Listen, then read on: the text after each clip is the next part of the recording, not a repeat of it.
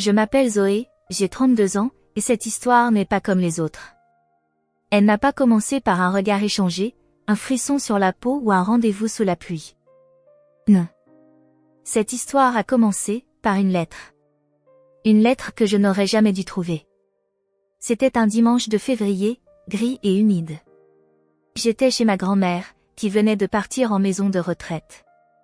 J'avais promis de trier ses affaires, de garder ce qui comptait et de donner le reste.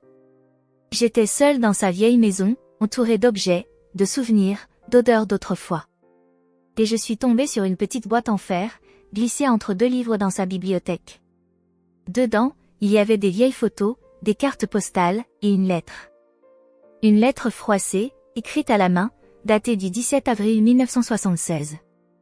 L'écriture était soignée, presque douloureuse.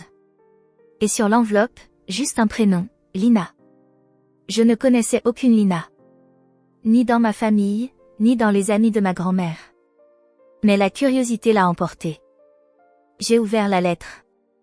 Et dès les premiers mots, quelque chose a bougé en moi. Lina. J'aurais dû te le dire ce jour-là. J'aurais dû courir après toi, te rattraper, te retenir. Mais je ne l'ai pas fait. Pas parce que je ne t'aimais pas. Justement, parce que je t'aimais trop pour t'imposer une vie d'attente et d'incertitude. Tu méritais mieux que mes silences, mes valises toujours prêtes, mes promesses que je n'arrivais pas à tenir. Je ne sais pas où tu es aujourd'hui. Peut-être que tu as oublié mon prénom. Mais moi, je n'ai jamais oublié ton regard. Si jamais un jour tu trouves cette lettre, sache que je ne t'ai jamais cessé d'aimer. Pas de signature. Juste une initiale. Ah. Mais ce texte, ces phrases, c'était comme si elles étaient écrites pour moi. Moi qui venais de sortir d'une relation douloureuse, moi qui me sentais perdue, invisible. Moi qui avais oublié ce que c'était d'être profondément touchée. J'ai lu cette lettre 20 fois. Et puis, je me suis mise à chercher. Je voulais savoir qui était Lina. Qui était A. Je voulais comprendre. C'était irrationnel, mais je ne pouvais pas lâcher. Ma grand-mère, en maison de retraite, n'avait plus toute sa mémoire.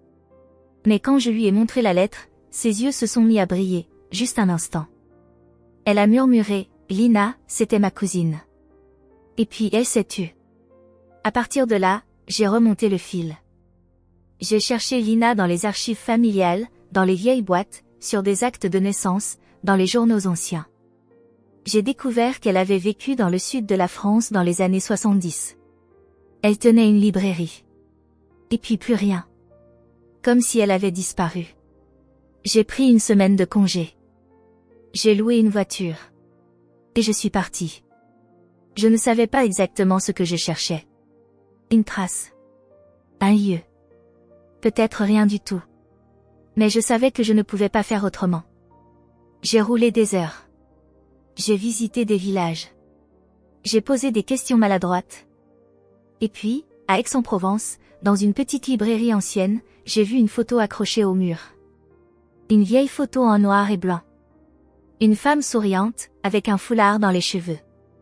Et en bas, une étiquette, Lina, fondatrice de la librairie, 1975. Mon cœur s'est arrêté. J'ai demandé à parler au gérant. C'était son neveu. Il m'a raconté qu'elle était décédée en 1992, qu'elle n'avait jamais eu d'enfant, qu'elle parlait souvent d'un homme qu'elle avait aimé profondément, mais qu'elle avait perdu. Je lui ai montré la lettre. Il l'a lue, en silence. Et il a dit, c'est lui. C'est forcément lui. Elle en parlait toujours. Mais elle n'a jamais dit son prénom. Je suis restée là, longtemps. Le gérant m'a proposé de me montrer l'arrière-boutique, où il conservait les affaires personnelles de Lina. Et là, parmi les carnets, les livres et les photos, j'ai trouvé une autre lettre. Une réponse. Jamais envoyée. Ah. Tu n'aurais pas dû partir. Tu crois m'avoir protégée, mais tu m'as juste laissé avec une question qui me suit depuis 20 ans. Et si tu étais resté?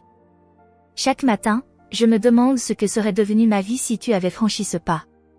Peut-être que nous serions malheureux, ou peut-être que nous serions encore ensemble. Mais ce que je sais, c'est que tu étais le seul à me faire sentir vivante. Et ça, je ne l'ai jamais retrouvé. J'ai pleuré. Comme si je pleurais pour eux deux. pour ce qu'ils n'avaient pas pu vivre. Pour cette intensité avortée. Et en même temps, je me suis sentie bouleversée. Comme si cette histoire résonnait en moi plus que je ne voulais l'admettre. C'est en quittant la librairie que tout a basculé. En sortant, j'ai percuté quelqu'un. Un homme. Trentaine, chemise roulée, lunettes rondes. Il s'est excusé, j'ai marmonné un « pardon » rapide, et puis j'ai vu ce qu'il tenait dans les mains, un carnet noir. Identique à celui décrit dans la première lettre. Je l'ai fixé, surprise. Il a souri et dit, c'était à mon grand-père. Il écrivait beaucoup. Je viens souvent ici, il adorait cet endroit. J'ai demandé, votre grand-père s'appelait comment? Il a répondu, André. André Leroux. J'ai senti mes jambes trembler. Je lui ai parlé. De Lina. De la lettre. Il m'a écouté sans m'interrompre. Puis il a sorti de son sac une lettre, pliée en 4. Il a dit, ma mère me l'a donnée quand il est mort.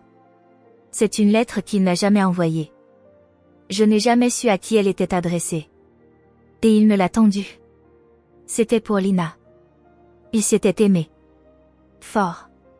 Vraiment. Mais ils n'avaient jamais réussi à se retrouver. Et là, debout au milieu de cette rue, moi, Zoé, une inconnue, bouleversée par une histoire d'amour ancienne, je me suis rendu compte que quelque chose en moi s'était ouvert. Cet homme, il s'appelait Lucas. Il avait les yeux d'André sur les photos. La même douceur. La même façon de réfléchir avant de parler. On est allé boire un café. On a parlé pendant 6 heures. Et quand il m'a raccompagné à ma voiture, il m'a regardé, longtemps. Il a dit, c'est peut-être pas un hasard tout ça. J'ai souri. J'ai répondu, peut-être que leur histoire avait besoin d'une fin. Et qu'elle passe par nous. Aujourd'hui, ça fait 1 an que Lucas partage ma vie. C'est doux. Simple. Vrai. Parfois, on relit les lettres de Lina et André ensemble. Et on les remercie. Parce que certaines histoires ne s'écrivent pas comme prévu, mais elles trouvent toujours leur chemin.